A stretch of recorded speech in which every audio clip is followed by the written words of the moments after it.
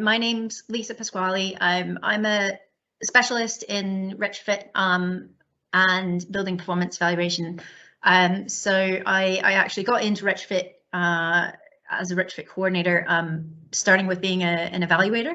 So I was going into assessment cert retrofits after they were completed to look at their outcomes, whether or not they had achieved the intended outcomes, what unintended consequences had occurred as a result. And sort of understanding whether or not these programs were actually delivering what they should be delivering. So this is kind of my special pet area of expertise. So I work for a company called Retrofit Works. I'm the technical lead, and we're a cooperative of different companies that deliver low energy retrofits, mostly across the south of England. So I'm going to be talking about the monitoring and evaluation requirements under PAS 2035. Basic statutory requirements. This is straight out of the PAS. The retrofit coordinator shall ensure that every retrofit project is subject to monitoring and evaluation to determine whether the intended outcomes of the retrofit project have been realised, and to identify and learn from any project-specific or systemic problems within the risk assessment, the dwelling assessment, the retrofit design, the installation of energy efficiency measures, or the testing, commissioning, and handover. So effectively, what we want to be doing is building a feedback loop back to retrofit coordinators, as well as Trustmark and other organizations on what's working, what's not, to drive continuous improvement in the industry. And also to weed out where things are really fundamentally going a bit wrong. Ideally, we also want to be demonstrating that we're doing things correctly, because that's what we want to be showing, is that we're actually achieving the intended outcomes, we're achieving the improved comfort, the improved energy performance, and whatnot. But in order to do that, we need to have measurable intended outcomes, and this is something that occasionally gets kind of skipped over. So we tend to have very overly general intended outcomes, or intended outcomes that we can't really measure and check against. So what are measurable intended outcomes? Well, whether or not we've reduced fuel use or fuel poverty. Have we reduced how much energy consumption has been used? Have we improved the comfort of the home? So this could be improved temperatures. This could be being able to heat more of the home. This could be able to heat the home to a higher temperature, or able to heat it for a longer period during the day. There's different ways that we can understand comfort in that sense. Sometimes it will be done to alleviate mold and condensation issues. So we want to be checking, have we actually achieved that? Have we made mold and condensation issues actually worse by what we've done, which ideally PAS 2035 is set up such that that should never happen. We want to be looking at, have we improved the indoor air quality, or at the very least not made it any worse?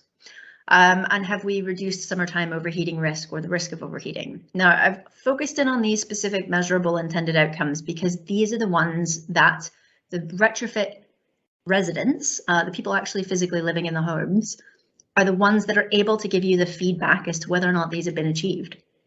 So there are other outcomes that you could also have that are also measurable, such as improving a SAP score, and such like, but ultimately the resident is not going to know whether or not the SAP score is improved. The landlord might know that, and the design team might know that. But these are the ones that the resident has to offer an opinion or provide evidence that these intended outcomes have been achieved for them. So levels of monitoring and evaluation required under PAS 2035. So there are 3 basic levels of monitoring. Under the PAS, this works under an escalation kind of process. So basic monitoring and evaluation shall be applied to every completed domestic retrofit project, irrespective of the level of risk assessed under Clause 8. So basically, if it's a Path A project, you just toss some loft insulation into someone's roof, you still have to carry out an evaluation as to whether or not that has achieved its intended outcomes. So again, that would be usually focused on resident feedback. Do they think they've saved money? Do they feel that their home's a bit warmer? That kind of feedback. Now, if the basic level of evaluation says actually it really hasn't achieved its intended outcomes, then we escalate it to an intermediate level. And that's where we're looking a bit more in detail as to what's gone wrong. So let's say we've applied, we can take, for example, some of the retrofit projects that have gone a bit wrong. They put EWI on the outside of a house, say poor detailing or wrong choice of material, and the house hasn't really gotten any warmer. There's been mold showing up, there's condensation issues, and the house feels a lot stuffier than it used to.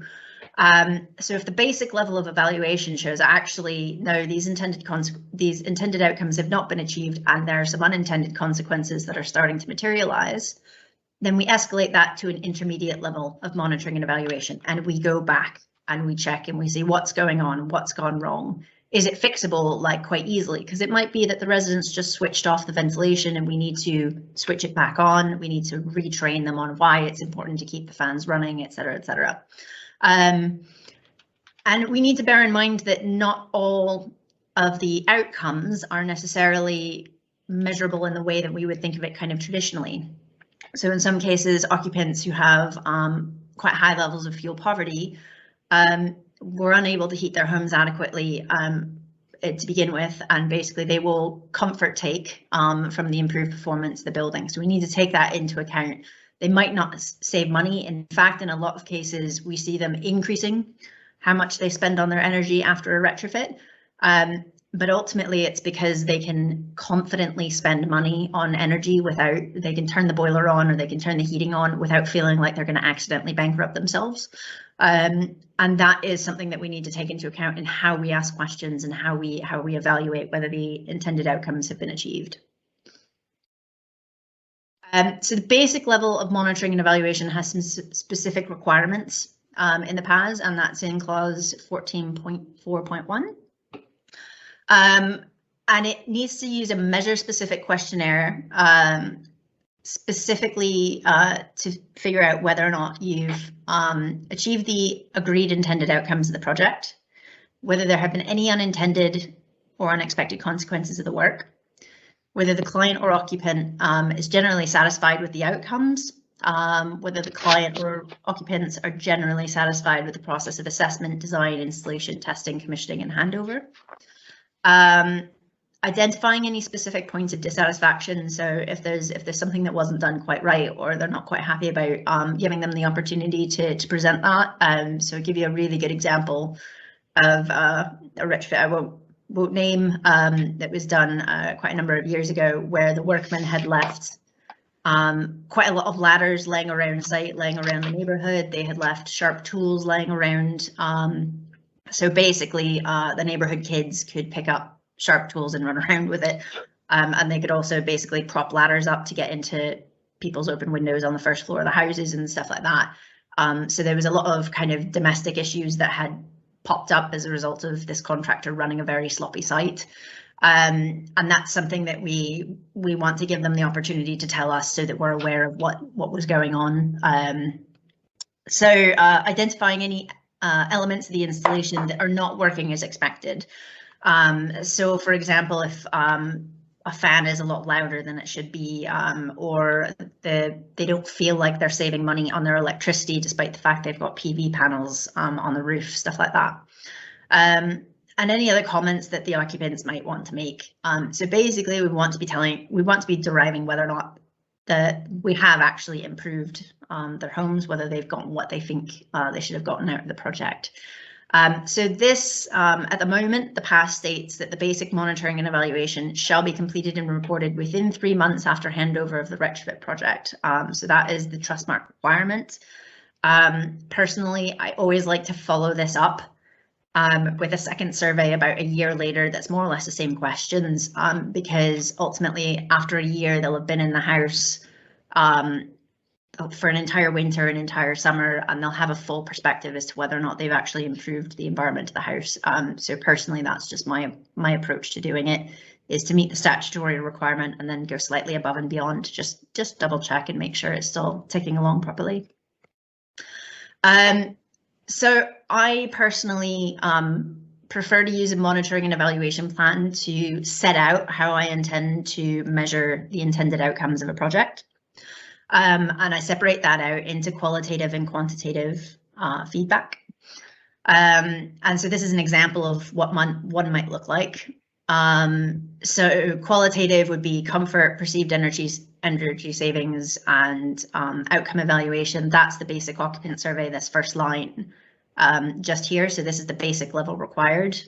The disruption and outcome of the work. So this is required under PAS 2035, but it can be done as part of the thing as well. Sometimes it's better to do that in focus groups if you're doing a large neighborhood where an entire raft of construction was done in a neighborhood. Sometimes it's good to get people in a room and get some feedback that way. I try and set out what the target metric is, what the means of measurement is, if there's a specific location or timing that needs to be done, when and how long it needs to be done. So in this case, this particular survey needs to be done within 3 months. And then by whom, because sometimes the data is collected by one party, say a housing association or a local authority kind of resident liaison officer, but it might be analysed and reported on by someone else, like a specialist retrofit coordinator or an evaluator. So the other thing that is in PAS 2035, which isn't within the monitoring and evaluation chapter, which is important, it's buried in a different part of the standard, is that under a Path C project, you are required to demonstrate the airtightness post-construction. So that Path C does require an airtightness test after you've completed the project. So that is also considered a means of monitoring and evaluation to basically evaluate you have in fact achieved the airtightness result that you are aiming for. Now, if you were to go into more in-depth sort of targets and intended outcomes, so this is out of the Social Homes Demonstrator Fund, the funding requirements set out in that document. You might have some target metrics that, for example, the heat energy demand being a specific value. So if you have, say, the heat energy demand being a specific value that you were trying to achieve, say you were trying to achieve EnerFit standard or something like that, you would want that target metric set out. And most importantly, you would want to declare what the means and methods of are measuring that, because in some cases you are going to need third-party equipment to be put into the house, either as part of the existing M&E package of the retrofit or something that's over and above that. And it's important to flag that quite early in the project, because obviously that is an extra cost. That is something that someone's going to have to install, wire up, set up, and ultimately, more importantly, the data logging that goes along with that. Someone's going to need to check it. They're going to need to go through the data. They're going to need to clean it. They're going to need to analyze it. They're going to need to report on it. And planning all that out and laying out who's doing what is actually really important, because the resources required in actually putting equipment into housing usually is significantly more than people expect. It's not just a case of chuck a couple of sensors in and poof, we get magic data out the other side. It's a bit more complicated than that. So planning for that, I think, is really quite important and helps kind of plan resources for a project in the long run. So if you were going to set up a resident questionnaire, so I have one that I've developed over the years that is specifically for this type of exactly this type of work.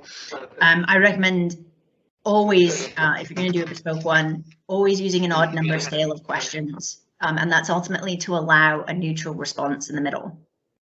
So 1 being a really poor outcome, 7 being a really excellent outcome, and 3 being a kind of neutral, no difference type outcome. You always want to give them an option of basically saying, I haven't really noticed a difference, because sometimes that does happen, and there are certain measures where they're really not going to notice a big difference. And that's okay, but we want to basically give them the opportunity to say that. We always want to use simple, non-technical language. People don't understand things like efficiency, coefficients of efficiency. They don't understand things like relative humidity. They don't understand those sorts of words. So the questions should be short, simple, and very direct. And they should be questions that users can answer really confidently. So, for example, you don't want to ask, are you getting the correct efficiency out of your heat pump? They will have absolutely no idea what the efficiency is being achieved. To be honest, as a retrofit, as an engineer, and a retrofit coordinator, it takes me, a week of trawling through data to understand if a heat pump is getting its intended outcome. So a resident will just have no way of answering that. But they would be able to quite confidently answer, do you feel you're benefiting from your new heat pump? Because they might well say, no, I don't think I am. I think my bills have gotten a bit higher. I think this is really loud. I think my house isn't quite as warm anymore. And that's what we need to know. We need to know it from their perspective. Is something working the way they think it should be working? And because if they say, no, it's not quite working, then we can go back and figure out, right, has this not been commissioned properly? Is there a radiator we forgot to, a valve that we forgot to switch back on? And if that's the case, we can hopefully go back and correct it. It might just be a really minor commissioning issue that we can sort out really easily. Or it might be something a lot more systemic. So if we've switched them over to a heat pump and they say, oh my God, my bills have gotten really high and my house really isn't very warm anymore, and this and that and the other thing, we might go back and realize, oh, well, actually, you guys didn't insulate this house and this is a really drafty old house. And basically, if you put a low temperature system into a house that's really drafty, it just can't overcome those drafts.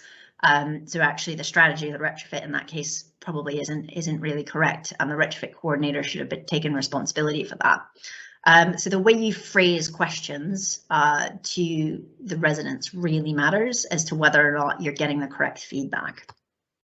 So an example question, and this is just a really standard one, is how satisfied are you with the overall temperature of your home now? Very satisfied, very dissatisfied, a 7-point, standard 7-point scale in between, and they're allowed to answer in the middle that they're a bit indifferent. It's fine. And that's okay. So that's the way that we would generally structure a questionnaire to get this kind of feedback. And at the moment, that's the level of kind of basic evaluation that we're looking at, is a 5 or 7-point scale and a whole set of questions that basically look at the intended outcomes of the project, everything from comfort to energy performance to air quality, condensation, mold, and we'd have a whole question sets to basically help evidence whether or not we've actually improved the house or not. So that is the basics of monitoring and evaluation.